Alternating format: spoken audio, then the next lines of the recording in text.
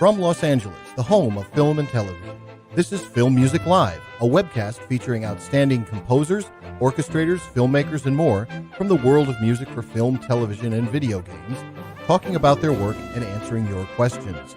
Film Music Live is sponsored by the Film Music Network and Film Music Institute. And now the host of Film Music Live, Daniel Schweiger.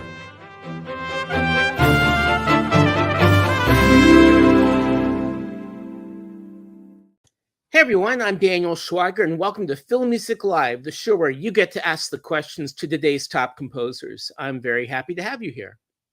When you look up to the skies and take in the myriad worlds that video game scorers keep warp jumping to in terms of their visual scope and sophisticated sound, there are few musical explorers as intrepid or impressive as INON ZUR.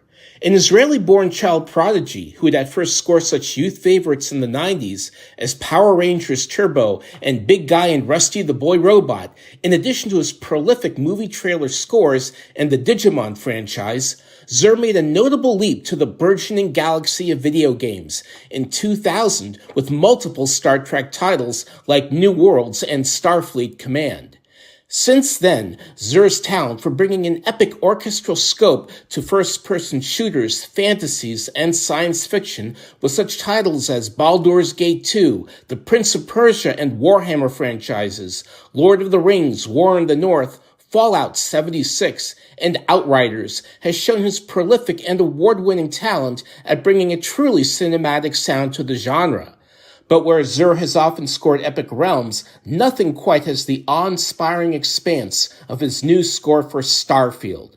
Given a Bethesda game that's been 8 years in the making, the portals have now opened up for this mind-boggling, choose-your-own space adventure open-world game that ZUR has composed over 5 hours of music for. It's a fusion of orchestra, ethnic music, and electronics that links its mystical story, space pirate battles, bug hunts, and far-flung frontiers with a striking sense of immersive melody. From going with the interstellar flow to impressively lush scope and thrilling adventure, STARFIELD is the perfect score mixtape to play inside your helmet for a cosmic ride. One where INON ZUR plants a proud flag in his mission to musically go boldly in his continuing quest for the more impressive scoring adventures that the video game music genre has to offer. And now here's a composer who really knows how to go through a Stargate and a very epic Starfield, INON ZUR. Welcome to Film Music Live.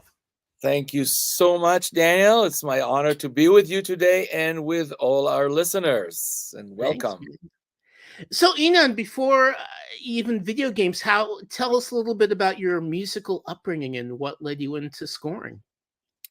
I grew up in if somebody knows what kibbutz is, it's a small communal village in Israel. There are a few hundreds of them. And my parents were avid music lovers. So there was a turntable that worked all the time, playing from Bach to Mozart, from Beatles to Israeli music everywhere. And I soaked it all in, and music became, since very early age, almost like the focal point of my life. Later on, I started playing piano, age of 8, and very, very shortly after, I started composing my own music, which I'm doing until today, except of brief 4 years between 19 to 23, where I served in the Israeli army as a tank commander and an officer. I was invested and dedicated to music. Were there any scores that particularly inspired you to pursue this? You know, I remember in particular one incident that I think started sort of like my creative wheels running. And I was like 16, and I went to see a movie that in Israel, was not like huge, and it just came out. And the name of it was E.T. And I remember myself watching it, but the music, suddenly it became like a whole new entity. And I remember myself leaving the movie theater singing the Williams theme. It was such an enormous and emotional adventure for me that I think this is where I started to think, well, maybe this is really what I want to do. Wow. Well, I assume it wasn't Lemon Popsicles, which is the movie that I saw in Israel when I was there. Lemon Popsicle is a different animal. Definitely. Also Um, inspiring, but in a different way. Very, very true. Um, what were your first sort of forays in Hollywood like? Doing the I think the Power Rangers or those the Saban who's also an Israeli an entrepreneur who created this whole genre. Well, even before that, my membership in the synagogue, Valley Bet Shalom in the San Fernando Valley, um, made me actually meet few people. And one of them was the late Al Rabin, who was the producer on Days of Our Life. And he was my first gate to television and to Hollywood because he liked my music and he brought me on board to help composing a very small show that was taken off the screen after like their first season called Valley of the Dolls, and I scored some of it. And since then, I got connected to some people that brought me on board to the Saban Factory and the Fox Family Channel, where I composed hundreds, literally hundreds of TV episodes. Wow. Well, nothing wrong with Valley of the Dolls. When you started out, I think video game music really wasn't quite a thing as it is certainly now. What did you think of video game scoring, and what did you think of video games? And were you playing them at the time, or? No, I was not even aware of, it's like, I think that the last game I played since I moved to the United States was Pong. So there is my big knowledge in video games at the time. So when I got approached to maybe try to do a video game in 1996, my first answer was no. I'm not interested because I just didn't know what is it. Um, but lucky enough, Bob Rice, who was the person who first asked me to write music for video games and then became my mentor, and my agent and my good friend, whom unfortunately we lost this year. And it was quite difficult. Bob Rice was very, very persuasive. And he asked me, like, what would you like to do? And it's like, I think video games is all like electronic sounds. I want to do real orchestras. And he said, well, guess what? Video games actually do have orchestras. And he started playing me some examples. And I said, wow, if this is music video games, let me try. And I tried, and I'm trying until today. Wow. What was your first? What was just even grasping the technology of how video games were even scored? How difficult was that learning curve? Coming off of television into this whole burgeoning world. This is actually one of the things that I loved from the get-go. The fact that you are not locked to a picture and you could compose a whole piece of music built on principles that are being taught until today in universities. For example, sonata form. So you are coming up with a theme and you have an intro, and then you are doing some kind of a presentation of the intro, and then you go into development, and then you are doing recapitulation and ending. This is such a natural thing for a composer to do. And in movies, we don't get to do this thing because you are locked to a picture. So just that, right? a 2 or 3 minutes piece of music, complete piece of music. This was great for me. Of course, and we got to remember that my first games were for PS1, PS2. PS2 was like the big new thing, and PC. And all we had is one stereo stream. So we had to build seamless loops, and we didn't have more than, just like one stereo to play the music. It was very challenging, but I love challenges. Well, you certainly have one. And I just want to give a big shout out to Greg O'Connor, Reed, and Bethesda for offering a free Starfield game to our first questioner. So if you have an Xbox, which you need to download the code, just let us know and we'll get it over to you. And we have our first question from Ninja Wiener. Hey, Nan, you're my favorite composer. My question is, what have you learned from your long journey composing Starfield, and anything you've learned to help with scoring from Elder Scrolls or Fallout in the future? Well, the future is the future. Let's put it this way. Now we're talking about present and the past.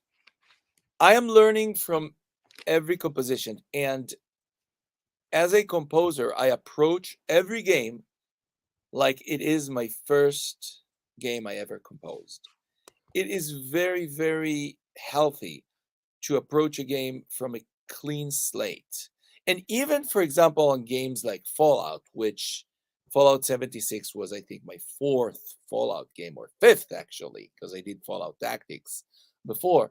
I always entertain. Okay, so we have the theme that I composed in 2003. Or six. But other than this, there is nothing. It's a whole new arena that is free for me to explore and to develop. And I think this is the beauty of new projects, because you always come in from, okay, whatever I did, and I learned from it. But now I want to do something new so I could learn more and develop more, and mature more when I'm composing. Because, like, composition, it's a journey. You don't stay in the same place. You want to grow all the time. Well, and this game, I think it might is certainly one of the longest developments on record. I mean, how long ago did this even come to you, and what were the ideas? How did it change to the point of the release? I remember 2016, I think it was February, I was summoned to the keep of Lord Todd Howard. And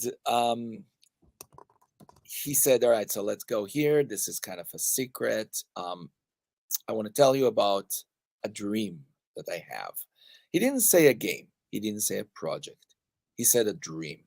And this is one of the things that is so amazing about Todd, because yes, he's a visionary. He's an amazing creative persona. But other than this, he's a dreamer. So he dreamt for a long time about creating a space game. And he said, like, you're going to help me bring my dream to life. And I said, okay, tell me about it. And he said, like, well, imagine to yourself that you are have to embark and to go away from Earth. But then space has no limitation. You could go anywhere and everywhere you want. Time or distance are no longer any hurdles.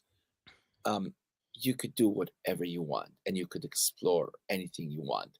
And the first three things that came out to me are, the first thing was awe. Like, I was thrown into space, and the vastness, the awe of this magnificent thing, endless. And then comes the fear, almost horror. And then come the excitement and what challenges are always driving in me. So this is what I did. I took these three elements, the awe, the fear, and terror, and the excitement and put them all together, trying to make from these three very strong emotions music. Yeah, I mean, I'm about 20 plus hours into the game, and I think I'll be maybe 100 years old if I ever finish this. Well, good Um, for you. and one thing it kind of in a way reminds me of oh my god, no, I'm blanking on the game. But or even the LA Confidential game, where you're talking to characters. And there's no kind of real cutscenes, but it's kind of like an literally it's atmosphere.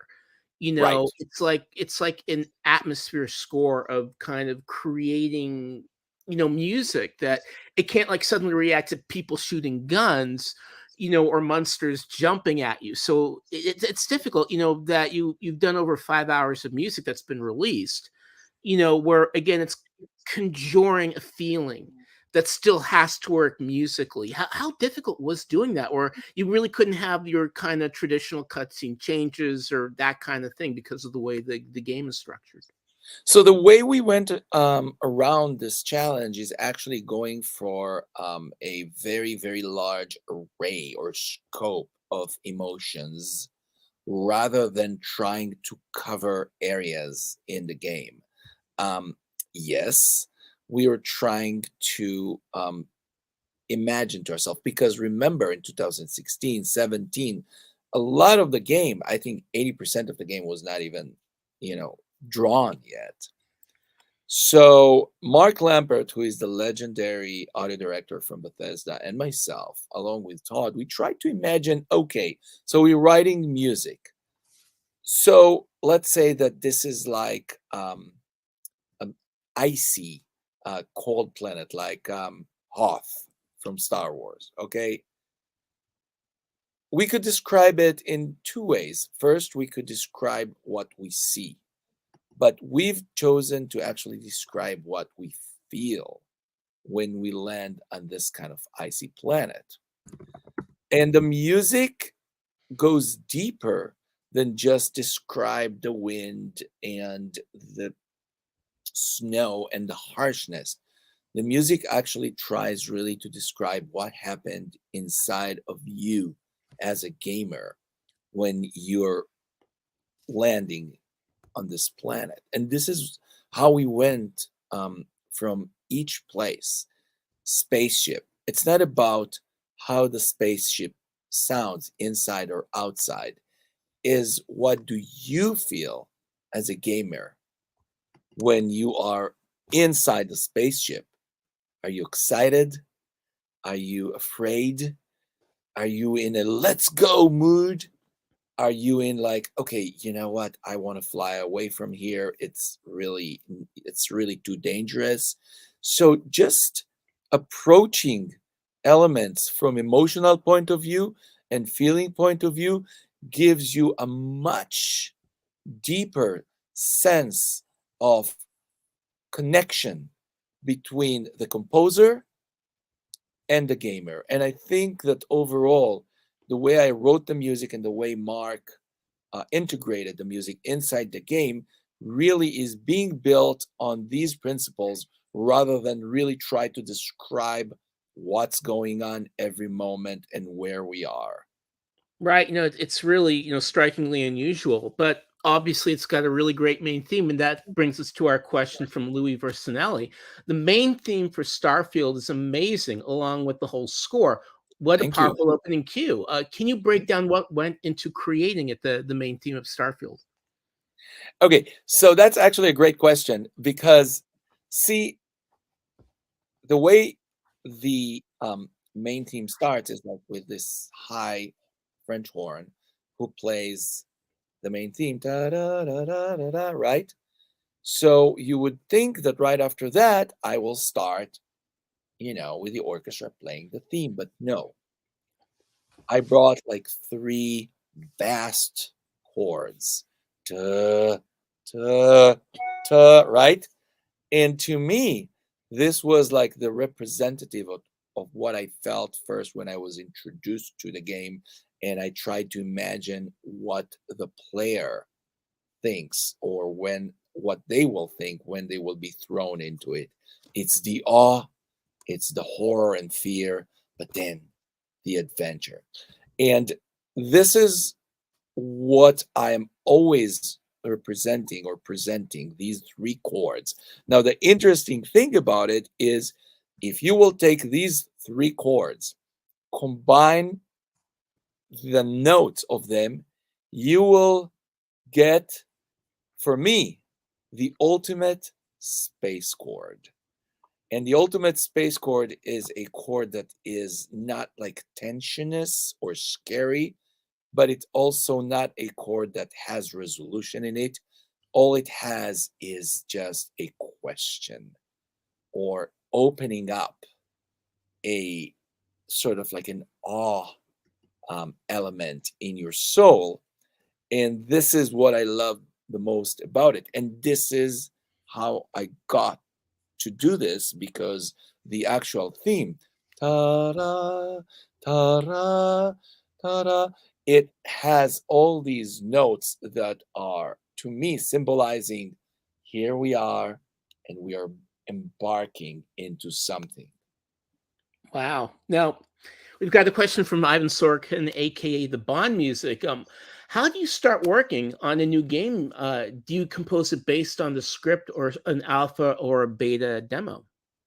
Every game is very different, and I'm being brought to every project in a different timeline. I think that Bethesda are doing it in a very interesting way, because they are always bringing me very, very early in the process. I think that, again, being brought 7 years before the game is out is quite long time.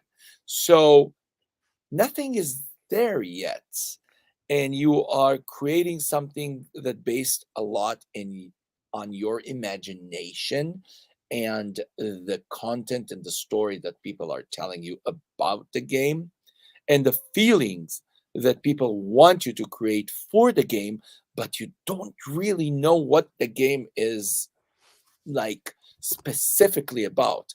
So you are very like you're the creative process is very, it's like you could just spread your wings and fly, and not being limited to any sort of like already pre conceptualizing items that are already there.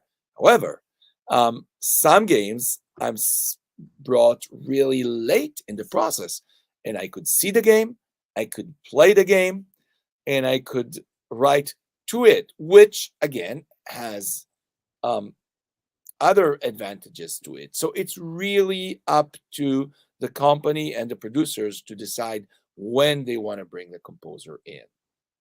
How important, one thing that's interesting is that you meet some video game composers who are like, I can't play, I've never played a game. I get killed after 1 minute, to other, composers who are like gamers. How important do you Mm. think it is for, a composer like yourself who really specializes in this field to be a gamer?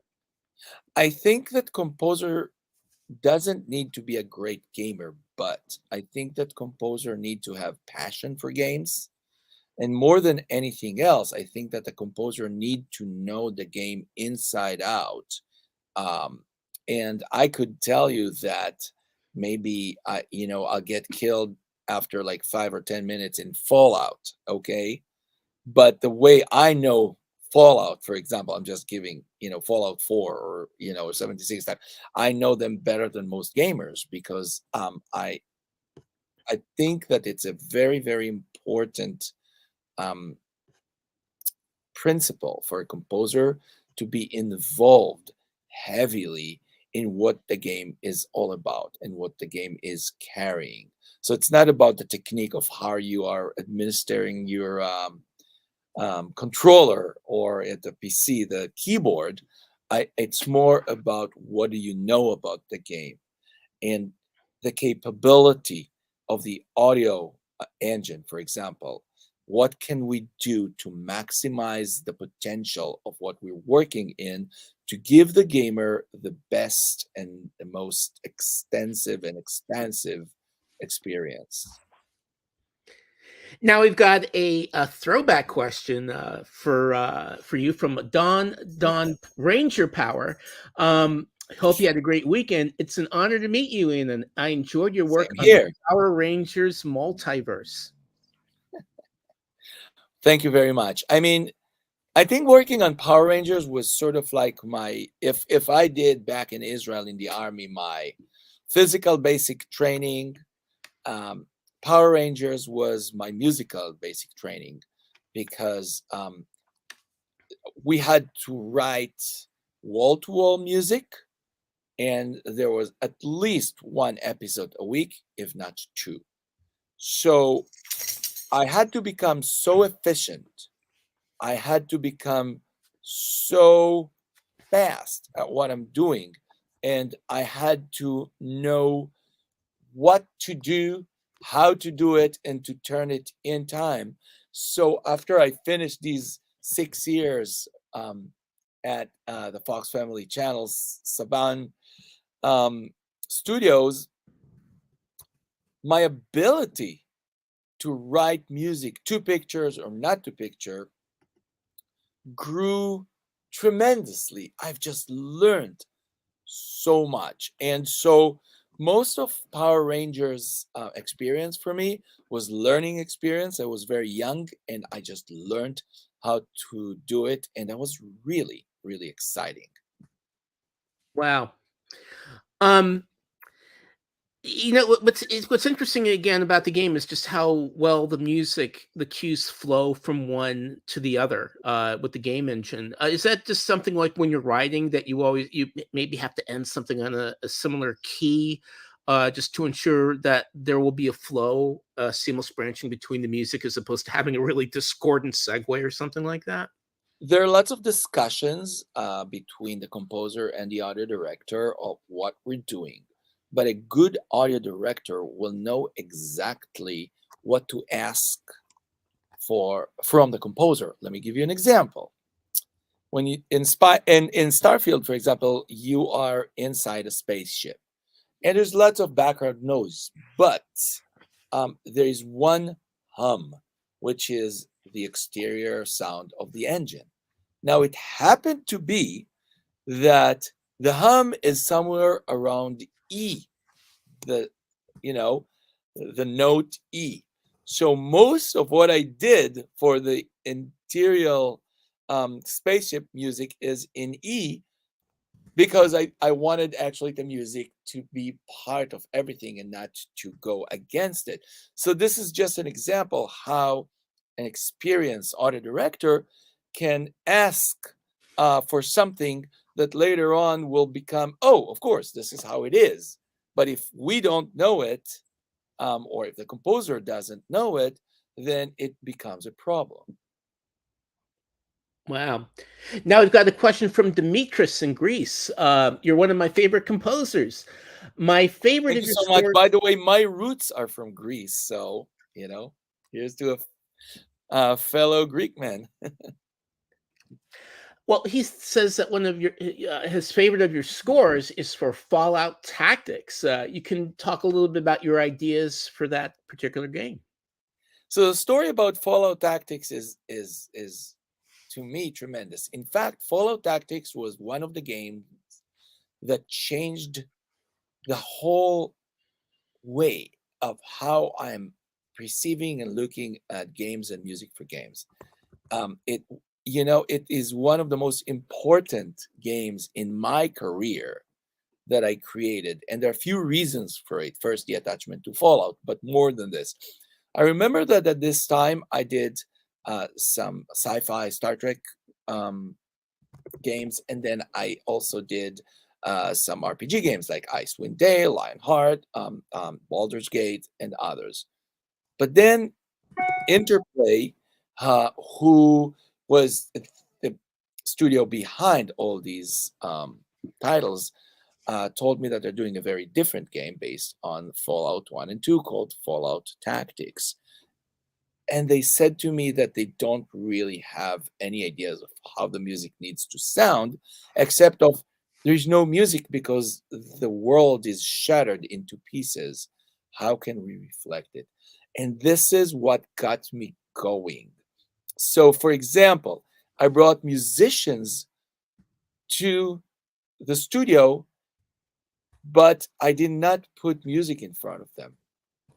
I just told them, for example, knock on your instruments, sing through the trumpet, if or hammer the piano. I brought choir, and the choir was in shock because it's like, where is my music? No, no, no, you're not singing today. You're screaming. You're like stomping your feet. You're crying. You're laughing. You're doing it in rhythm or out of rhythm. And I sampled all these wonderful sound bites and put together what was the first modern Fallout score, because it was based more than anything else on organic musical elements versus what was previously more synthetic musical instruments. So I remember after finishing it, I said, wow, I wish I will work on more Fallout um, projects in the future. And sometimes somebody, hears you. Well, I think there's another game coming out, or there's a television show, I believe, is as well. So I've heard. I cannot really say that I'm in any way involved in it, but I heard about it. Now, Raja, and it's interesting because I got into games really with Halo 3. That's kind of when I really started playing Xbox and PS games. Now, Racha says that one of the first times you heard her music, and I think it may have been for me as well, was in Crisis, the first game. Mm. Could you share some interesting details about that game? So, Crisis, the most challenging aspect of Crisis is that the producer director of from Crytek came to me after he came to many composers, and nobody was able to have the musical hook that he was looking for. He did not talk about the whole score. He just cared in the beginning for the hook. And I wrote one hook and he didn't like it. And I wrote another hook, and everything was very orchestral and strings and horns and stuff. And I saw that, oh man, I'm going to lose this battle. But then I said, okay, let me try something. And I just sat to the piano. And it's like, forget about thinking orchestral elements. Let's just think about melody.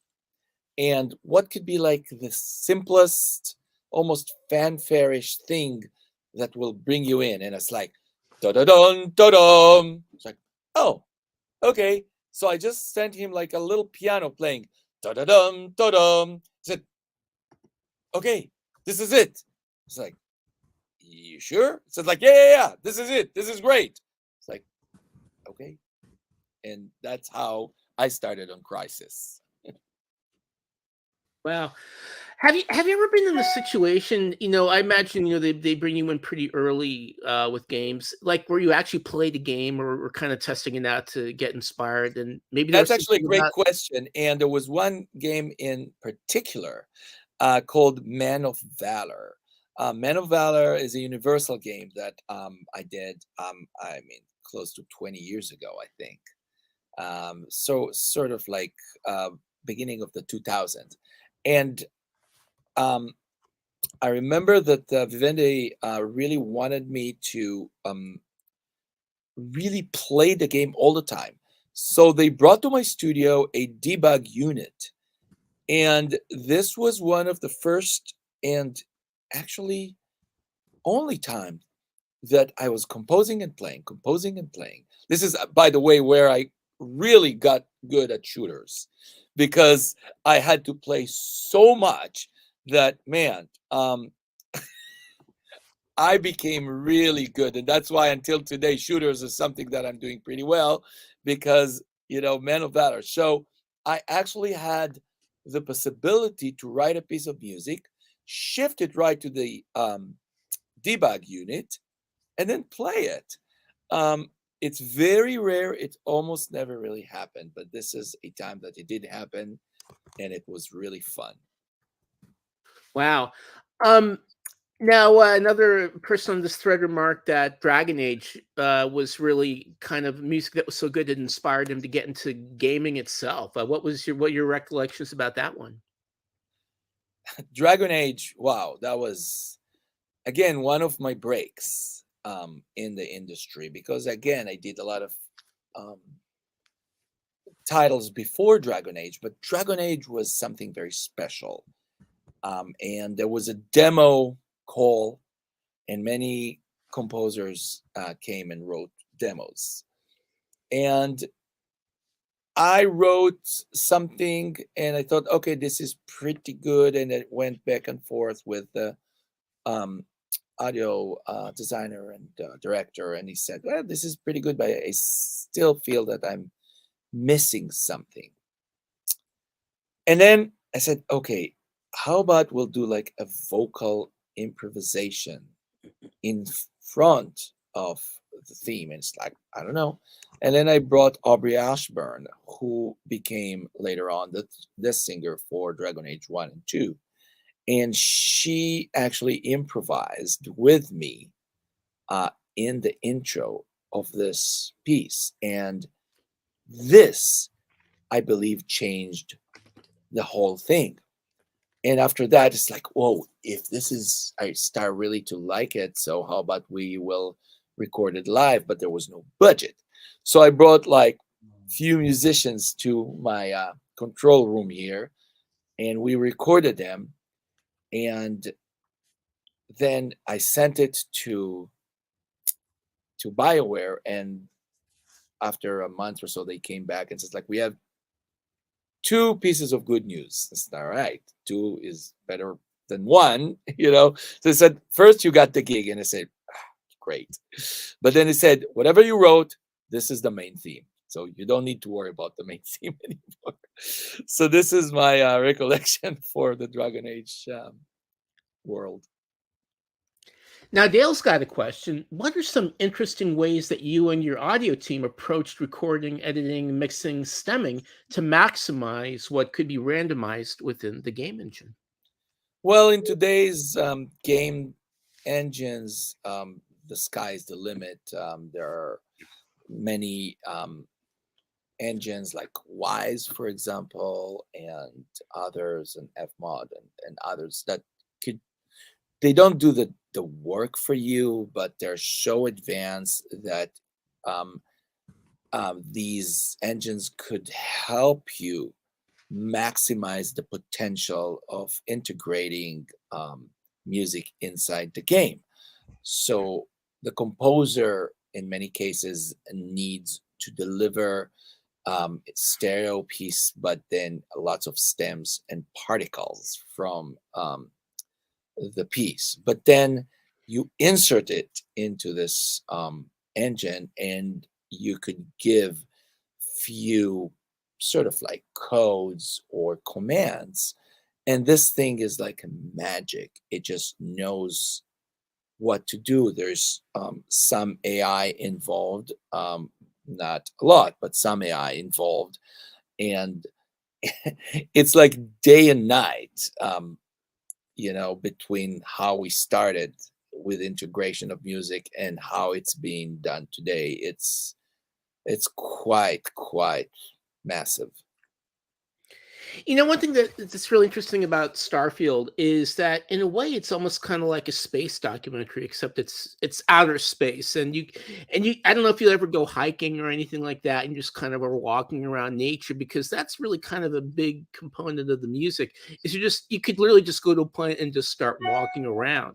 I mean, did you watch like any kind of NASA documentaries, or just to kind of capture that feeling of being out there?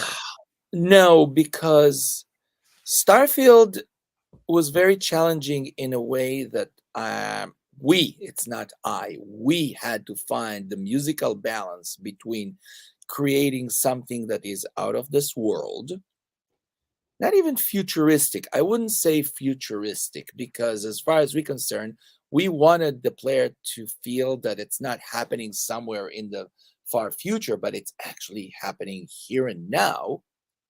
But so it should be realistic, but on the other hand, realistic but out of this world. And this was the sort of like the real challenge, because when you're looking at, I don't know, I mean, NASA documentaries and Discovery Channel and stuff, they are grounding themselves very much in reality, because it is reality. With Starfield, you take this reality and you just color it with different colors, and you arm it with different tools, and you just think how to bring it so the player will hear the music and say, okay, so this talks to me. I understand what is my emotions, but I feel that these emotions are being played in a stranger place. It's not being played on Earth. That was the biggest challenge. And I tried many things during all the 7 years that I wrote the score. It was taking like classical instruments and playing them in a non-classical way, or taking just instruments that are not real musical instruments and doubling them and bowing them and doing all this stuff, taking synth and modify it even more, or taking like a line from a French horn solo and running it through a synth that it still sounds like a French horn, but something is seriously different there. Not wrong, but different. So we really tried to strike this balance between it is here and now, but not here, and could be in any other times. Wow. Now, Ivan would like to know, you've done music for a lot of different genres. Which do you prefer, maybe as a game, not a composer, Quest like Siberia, or more action-based games, or something else? Each one actually giving me or allowing me to create in a different way.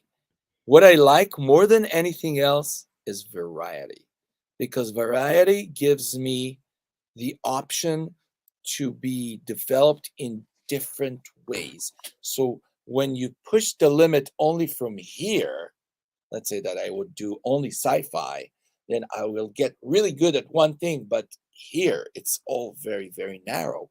But when you go here and here and here and here, and you push the boundaries, because everywhere I am working on, every project I'm working on, I really try to push the boundaries. Um, then actually the gift is doing many styles of game, and there is where I could really develop in many, many directions. Now, Ninja would love to know, what was your experience like composing for the Elder Scrolls Blades? Oh, well, I mean, tell me one composer who doesn't want to compose music for Elder Scroll. This is a dream comes true. Elder Scrolls is a great franchise, and the music that was written before on Elder Scroll is such a majestic and great music, which I love. And it's not stepping in somebody's footstep, but at least trying to rise up to somebody's level. Again, this is a challenge. How could you do it differently? How could you do it in your way with your signature and language, but that the music is going to be as high level as somebody else did? Um, Amazing, frightening, exciting. Now, I was lucky enough to be at the Hollywood Bowl video game concert where I think they had a premiere of just a really gorgeous suite from Starfield, and you've also had it performed in London. What's the live performance been like for you of the music? It's like something that is born, but then being born again. You have to understand that when you write something, you write it to the synthesizer, into MIDI, and today with sample libraries, it sounds pretty good. In fact, it could sound great. But when a group of 70 musicians are taking your music and playing them, suddenly you hear it and you hear how they feel your music together. And it's like a magic. It's like really a rebirth of what you're writing because it's their interpretation of the music. It's always very emotional, moving, and um, I mean, strong, uh, for the lack of a better term, experience. Now, John Piper would like to know, what do you think was your first super big break that got you noticed in the film and the game worlds? I think everything was incremental. I don't think that there was like one big step, um, because I'm living in this space of music for game for a long time, um, 27 years or so. So I've been through generations. So when I did the first Icewind Dale and Baldur's Gate, that was a huge break for me. Then when I did SOCOM 2 with Sony, it was a great break. Then another break was Prince of Persia franchise. Then another huge break was Fallout. Crisis. So a lot of games to me, it's all like stepping stone to still, you know, make a difference and contribute. But more than anything else, stay connected and contribute to the emotions of players around the world. I mean, what kind of evolution do you think that Starfield marks for video game music and video games in general? I mean, what kind of leaps do you see the whole genre taking after this? I think since Starfield is still very young, people don't really grasp the whole depth of it. Starfield is very deep on many levels, on its huge sheer size, but also level of thinking, and just the time that you spend with it. I believe that Starfield, in 10 years from now, people will go back to Starfield 1 and they said that this is the game that did change a lot in the gaming world. I really believe so. Can you imagine Starfield, like future editions, taking on maybe a more of a traditional approach where you have cutscenes, or like suddenly the main character becomes like a character, maybe like God of War, for an example, just throwing it out there. Like you could have a Starfield game in that tradition, or a different, like a Starfield, like role playing, in terms of strategy gaming. This the paths that this whole thing could go on. Starfield is a game, but Starfield also is a portal. Starfield is a theme. So a lot of things could branch off the Starfield idea. The idea, of you have space, time, and destiny in your hands, that you could take it and just do whatever you want. I believe that Starfield is just a start. Well, I can't wait to see how it goes. And as I have to ask, since my dad is essentially kind of from Israel, What's it like? I mean, there's such a growing community of super talented Israeli composers in Los Angeles. What's it like being part of that community here? Well, first, thank you. Yes, there are lots of, not lots, but few very, very talented Israeli composers here in Los Angeles, and I am so proud to be amongst them. Israel is a very small place with many troubles and lots of challenges. So the fact that Israel is able to produce so many things, including composers that are representing it here in LA, in Hollywood, and for the world, is a huge source of pride for us. And I have to ask, I mean, you're so prolific. What is next? What can you tell us about that? What is coming out? I wish. I'm itching to tell you. Well, Ian, I just want to say thank you so much for joining us on our show. Great having you at Film Music Live. I want you all to go play STARFIELD on Xbox. You can play it literally for years. INON ZUR is available on Bethesda Softworks. And I want to give a big thanks to publicist Greg O'Connor-Reed and to our show producer Dale Turner, our executive producer Mark Northam, and our graphic designer Mark Banning. And I'll be seeing you on the next episode of Film Music Live, Monday, October 9th, when we will get to play a game with composer Charlie Clouser and Jigsaw. Thanks for coming, and great having you on, Ian. Thank you so much, Daniel. It's an honor to be on your show. Thank you, Ian. Bye, everybody.